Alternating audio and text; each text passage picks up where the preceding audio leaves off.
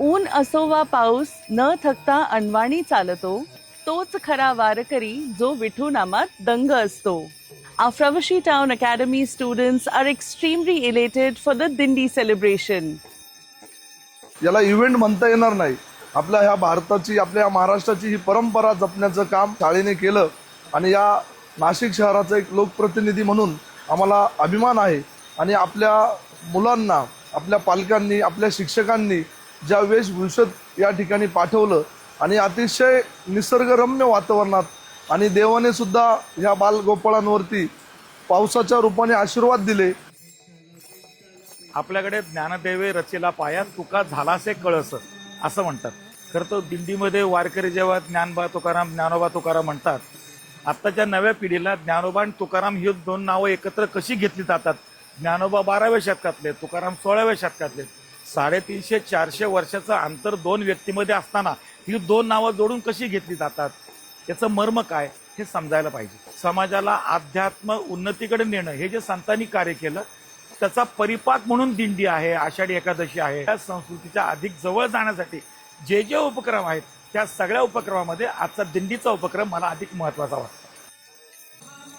महाराष्ट्राची संस्कृती काय तर वारकरी दिंडी, आणि या दिंडीचा जो मूर्तिमंत सोहळा आज प्रवासी टाऊन अकॅडमीमध्ये अक्षरशः उतरवल्यासारखा वाटला मॅडम. घोडा रिंगण केलं जातं आणि ह्या सगळ्या गोष्टींचा आज अगदी जिवंत अनुभव आल्यासारखा इथं मला.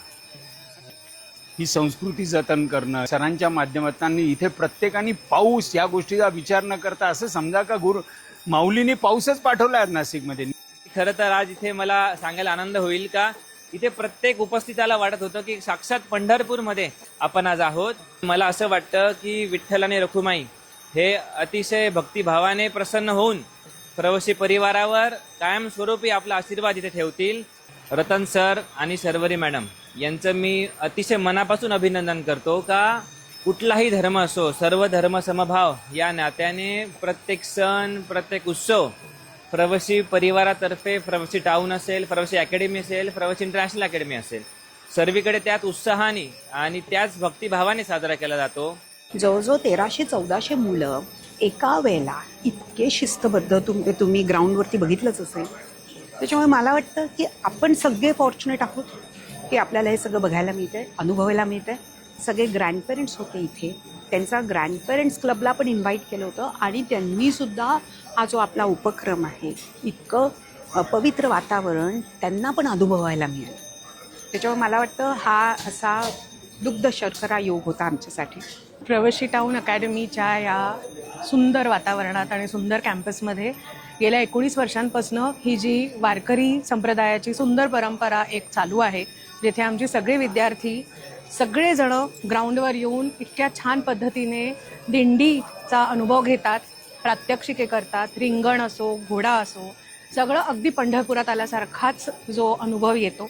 रिंगण घालतायत आमची मुलं आणि पाऊस आला. ज्या या कार्यक्रमासाठी देवाने आशीर्वाद दिले आणि असाच आशीर्वाद आमच्या सगळ्या परिवारावरती राहो हीच ईश्वरचरणी प्रार्थना. प्रवासी शाळा या कायमच भारतीय संस्कृती आणि भारतीय परंपरा जोपासण्याचा प्रयत्न करत असतात आणि हा त्यातलाच एक प्रयत्न आहे की एवढ्या मोठ्या प्रमाणात ही दिंडी साजरा होते. बरेच मान्यवर आपल्या इकडे उपस्थित होते ज्यांनी मुलांना आशीर्वाद दिलेले आहेत आणि या वातावरणाचा आनंद घेतलेला आहे.